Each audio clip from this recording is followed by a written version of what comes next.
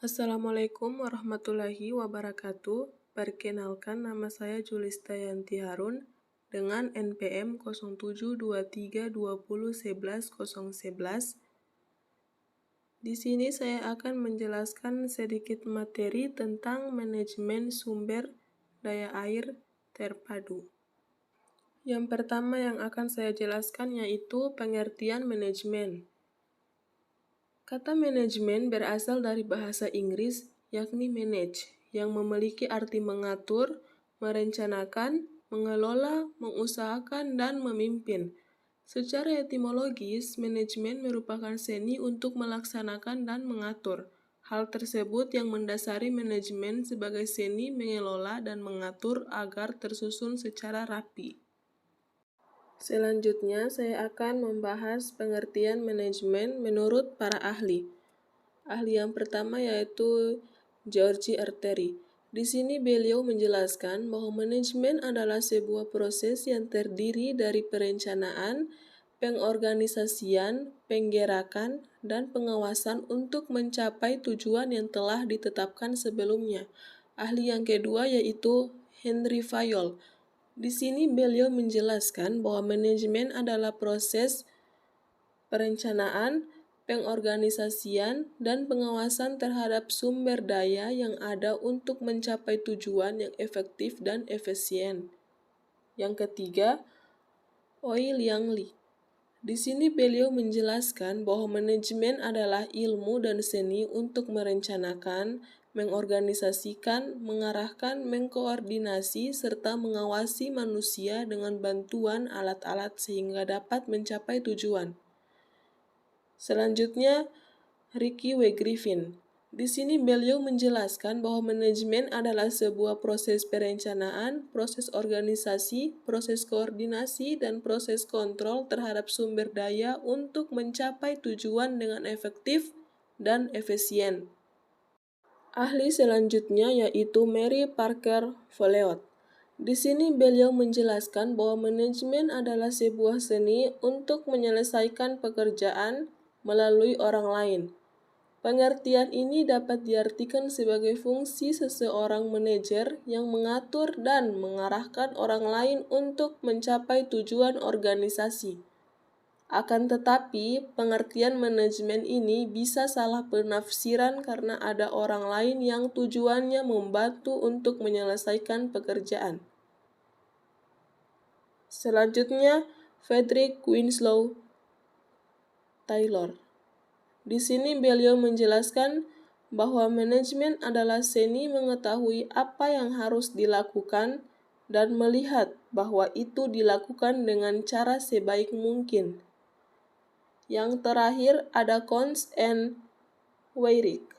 Di sini mereka menjelaskan bahwa manajemen adalah proses merancang dan memelihara lingkungan di mana individu bekerja sama dengan kelompok secara efisien mencapai tujuan yang dipilih.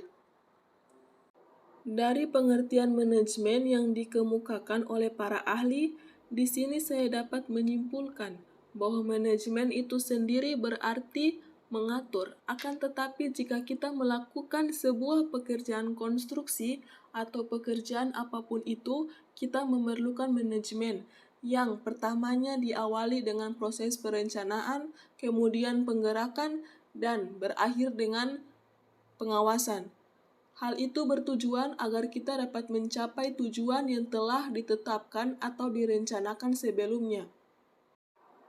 Jadi, manajemen sangat diperlukan dalam sebuah pekerjaan konstruksi agar apa yang tadinya kita rencanakan di awal dapat mencapai tujuan yang kita inginkan atau dapat mencapai tujuan dengan efektif dan efisien. Selanjutnya saya akan membahas tentang siklus PDCA. Siklus Plan, Do, Check, and Act atau rencanakan, kerjakan, cek, dan tindak lanjuti merupakan model manajemen yang dikembangkan oleh W. Edwards Deming berdasarkan cetusan Walter Shewhart untuk perbaikan proses maupun individu secara berkelanjutan. Siklus PDCA membagi prosesnya ke dalam 4 fase yang saling berhubungan antara satu sama lain. Fase yang pertama yaitu plan. Plan adalah tahap perencanaan yang dimulai dengan identifikasi masalah menggunakan teknik 5W, yaitu what atau apa, who atau siapa, when atau kapan, where atau di mana, dan why atau mengapa dengan teknik root cause analysis. Pada tahap ini, buatlah hipotesis masalah dan tujuan yang harus dicapai agar hasil yang diinginkan dapat terwujud. Sebelum melanjutkan proses ke tahap berikutnya, pastikan tim sudah mengetahui yang pertama masalah utama yang perlu diselesaikan, yang kedua sumber daya yang dibutuhkan untuk menyelesaikannya, yang ketiga sumber daya yang tersedia saat ini, yang keempat solusi terbaik untuk perbaikan masalah dengan sumber daya tersebut, dan yang terakhir, metrik atau parameter apa yang digunakan untuk mengukur keberhasilan perbaikan. Di sini dapat saya simpulkan bahwa pada tahap plan atau perencanaan, segala sesuatu perencanaan konstruksi yang akan kita lakukan untuk mencapai sesuatu tujuan yang kita inginkan, maka kita perlu membutuhkan tahap plan atau perencanaan agar sesuatu konstruksi yang kita jalankan atau yang kita lakukan dapat berjalan sesuai dengan apa yang kita rencanakan di awalnya. Yang kedua yaitu fase do. Pada tahap siklus PDCA ini, kamu harus mulai menjalankan hal-hal yang telah direncanakan, meliputi pengujian skala kecil untuk mengukur hasil dari solusi yang sudah dirancang pada tahap pertama. Carilah mana solusi yang paling baik dan apakah hal tersebut bisa memberikan hasil sesuai dengan tujuan yang diinginkan. Pada fase ini, masalah yang tidak diperkirakan mungkin terjadi. Oleh karena itu, lebih baik menjalankan rencana dengan skala kecil terlebih dahulu di lingkungan terkendali. Agar tahap do menjadi lebih sukses, lakukan standarisasi agar semua orang yang terlibat dalam proses benar-benar tahu tugas dan tanggung jawabnya dengan baik. Yang ketiga, fase cek. Fase cek dalam siklus PDCA adalah tahap di mana pemeriksaan dilakukan. Menurut Kanbanize, cek merupakan fase yang paling penting untuk memperbaiki rencana, menghindari kesalahan terulang, dan menjalankan semuanya dengan sukses. Oleh karena itu, fase ini harus dilakukan dengan benar-benar teliti. Seperti namanya, proses cek dilakukan untuk mengaudit eksekusi rencana dan melihat apakah sudah sesuai dengan rancangan awal. Permasalahan yang terjadi pada fase do akan dievaluasi di tahap ini dan harus berhasil dieliminasi. Proses do dan cek bisa dilakukan berulang-ulang hingga hasilnya sesempurna mungkin. Jadi di fase cek yang dapat disimpulkan adalah di mana ketika kita merencanakan sesuatu proyek dan telah menjalankannya, maka setelah merencanakan dan menjalankan sebuah proyek, kita harus mengecek kembali apakah proyek tersebut sudah sesuai dengan yang kita inginkan atau belum.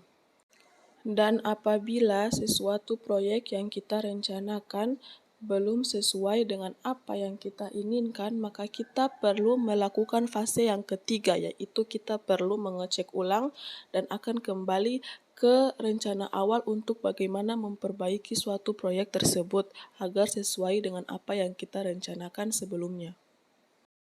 Yang keempat yaitu act.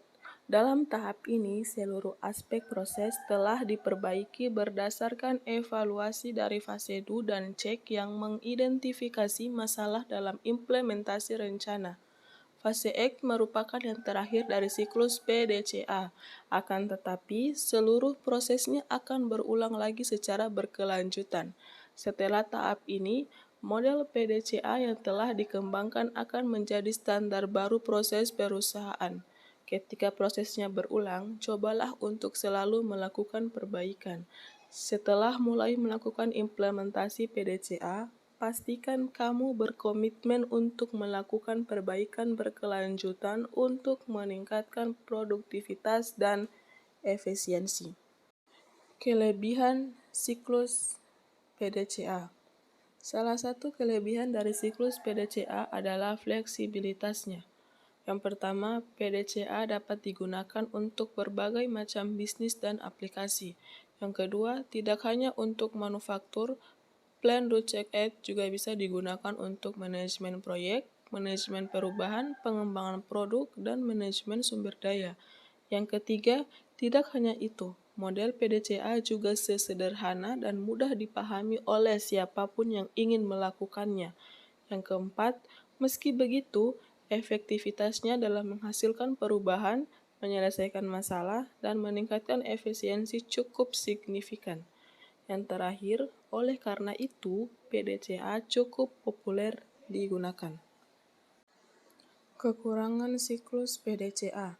Yang pertama, meskipun modelnya simpel dan mudah dimengerti, namun implementasinya tidak begitu mudah. Yang kedua, Plan, Do, Check, and Act adalah model manajemen yang membagi proses perbaikan ke dalam beberapa tahapan kecil. Yang ketiga, hal ini menyebabkan prosesnya cukup lambat dan kurang cocok untuk menyelesaikan masalah yang sifatnya mendesak.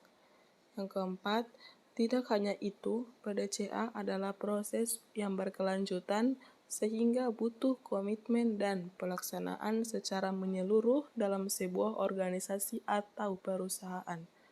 Yang terakhir, jika tidak, siklus PDCA tidak akan efektif untuk jangka panjang.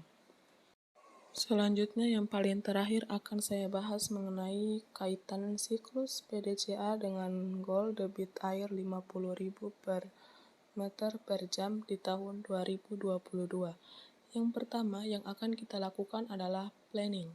Harus mempunyai rencana tentunya untuk melakukan sesuatu sesuai target awal. Contohnya, seperti target dengan debit air 50.000, maka harus dilakukan identifikasi dengan menggunakan teknik 5W seperti yang sudah terpampang dengan jelas pada slide fase PDCA. Yang kedua, fase do. Setelah direncanakan sesuai target, lakukan seperti yang direncanakan dengan menggunakan teknik 5W.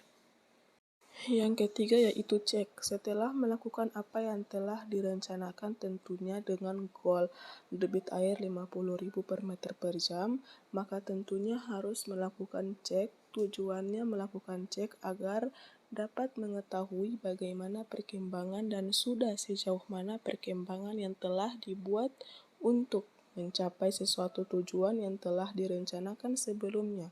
Misalnya, hasilnya sesuai apa tidak dengan yang direncanakan awalnya, atau berjalan dengan baik atau tidak sesuatu yang telah kita rencanakan sebelumnya. Yang terakhir yang harus dilakukan yaitu act.